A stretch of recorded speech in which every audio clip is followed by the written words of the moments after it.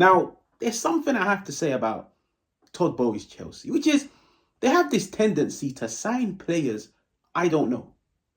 But I'll tell you one thing for free. I know about this player. I know about Pedro Neto to Chelsea, and that is Chelsea's brand new signing. And I'll tell you it for free. Talented, special, potential, but most importantly, impactful. And he will 100% solve Chelsea's problems out wide, but B-U-T, but there is something to be concerned about. There is something to be worried about when it comes to Pedro Neto. And you've probably guessed it. It's the injury record. The injury record is worrying. It's frightening. Like, this is a player that, on average, ever since he became a professional footballer, on average, plays about 15 games a season training program. But I'm here to talk football. I'm no doctor. I'm here to talk about some football. And there are three things that stand out for me whenever I've watched Pedro Neto. Three things that make him a special winger, and three things that I feel like every winger needs to have in their locker book. And number one, it's composure. Composure in the final third. Number two, isolation. How good are they in isolation? Now, especially, let's just touch on it, especially when you look at Enzo Maresca and the way that he likes to play, the 3-2-5. So you've already got one fullback that forms a back three, one fullback that tucks into midfield. It means your wingers are isolated. You need players that can get the job done alone out wide. And number three, two-way. Something I've made up, two-way winger. So let's get into it. So let's start off with two-way winger. Trust me, two-way wingers are the best in the game. Anyways, Pedro Neto is on the ball. You can clearly see he's got his back to goal. He's in an area where 99.9% of players pass the ball backwards. Or they might just attempt a lazy cross just to turn around and say, I tried. Anyways, he's outside on the left-hand side. Back to goal. Two Southampton players on him. The thing I love about it, and this is what I mean by two-way wingers. Wingers that can rotate quickly. Wingers that can align their hips quickly and get themselves into a dangerous area. He's got the ball back to goal. Within a matter of seconds, turns around.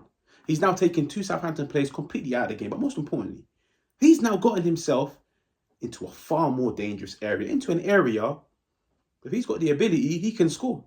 And he does, because he smashes it into the roof of the net. Let's look at another example. Pedro Neto charging down the right-hand side. He's being tracked. He's being followed. Eventually, he gets to the byline. He wants to put the cross in. Can't. The angle is blocked. It's too risky. You can see his teammates have not really entered the frame yet. They're not really in the perfect position. How many times have you seen players cross a ball in? Their teammates are too late because they crossed the ball too early. The best of players, they buy themselves those extra 2-3 seconds to wait for their teammates to get into a perfect position. Now, like I said earlier on, you don't see this much because a lot of players panic in those areas. They just swing their foot and they're like, listen, I tried. You weren't there. Gets to the byline, he turns around. He's got about, 2-3 players on him? Two-way wingers.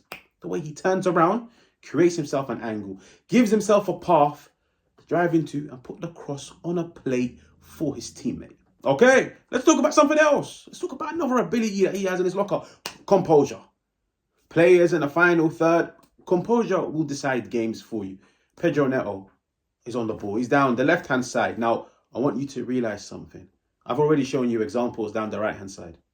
These are now examples down the left-hand side. Versatile. Down the left-hand side. You're probably sat looking at it thinking, sweet, just curve the ball into your number 9's path, which is what the majority of wingers would do. And a lot of players, once they get into that area, they start to overthink things. If I don't cross it in now, I'm going to be criticised because the opportunity was there. But he assessed the situation. He was like, this is too much of a high-risk pass. Let me hold on to the ball. And like I said earlier on, hold on to the ball to wait for more of your teammates to enter the picture. He's composed in the final third. He holds on to the ball, waits for his teammate. Slots it back. Easy, simple tapping. Now, the next two examples are my favourite. against Liverpool. He receives the ball. He's already got 3 Liverpool players around him that can pounce on him any second. He attacks the space. This is a smart piece of play. Attack the space, get yourself into a position where now you know they can't stick a foot in. Unless they get it spot on. If they tackle you in the box, an automatic penalty. He attacks the space. He maintains control of the ball. He maintains balance. But now he's gotten himself into a position where there are 6 Liverpool players around him. Any single one of them can intercept it. Any single one of them can block this pass. And he's only really got one option. This is the beauty in it. He's only got one option. And it's Hwang at the back post. So now he needs to make sure I get myself into an area and I pass the ball in a way that hurdles everybody, including the goalkeeper. Takes on the 3 players. Gets himself to the byline. Composes himself. Scans. That's the best part. He scans. He lifts his head up. Where's my teammate? Back post. Sweet. Puts it in Hwang's path. Simple goal. Now, let's look at him doing it down the right-hand side, because this was down the left-hand side. This is against Tottenham. He's on the ball. He's charging into space. He's got 2-3 Tottenham players on him. I'm going to repeat it once again. Hold onto the ball to wait for better passing options. Holds onto the ball. Charges down the right-hand side. Everybody thinks he's got into the byline. Everybody thinks he's just going to smash it across goal. Turns around. Sends 2-3 Tottenham players to the shops. Waits for Ait Nouri. Simple cutback. Simple cutback. But if cutbacks are so simple, why can't so many people do them? Because their wide players don't have the composure. They don't have the awareness. They don't have the passing ability to put it on a spot, just run onto it and strike it. These are things that Pedro Neto has in his locker. Now the third and final isolation play. When you look at Enzo Maresca, the way he likes to utilize his wingers, the wingers are going to be isolated.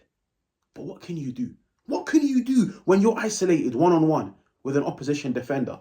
Pedro Neto, no joke, might be one of the best in the league at this, because he beats his man 99.9% of the times. But sweet, you beat him. What are you doing next? He always has an impact. This is an example against Chelsea from a few years ago. He receives the ball down the left-hand side. He can see the space to attack. And he is one dynamic winger. He can see the space to attack. He attacks it, but he knows, I'm attacking this to get myself an angle to get a shot on goal. And that's exactly what he does. He puts it to the keeper's left. But the beauty in it is, when it comes to Pedro Neto, you've got his dribbling, you've got his balance. The one thing I love about Pedro Neto is the fact that he knows when to slow down and when to accelerate. The beauty in it is, when he receives the ball, he'll charge with the ball. But then he'll slow down in order to slow down the opposition player. Because he knows the one thing that I have that you don't have is that burst of acceleration. And that's exactly what he does in this clip. And the final example is, it's on the right-hand side. I'm trying to show you how versatile this player is and how impactful he is on both wings.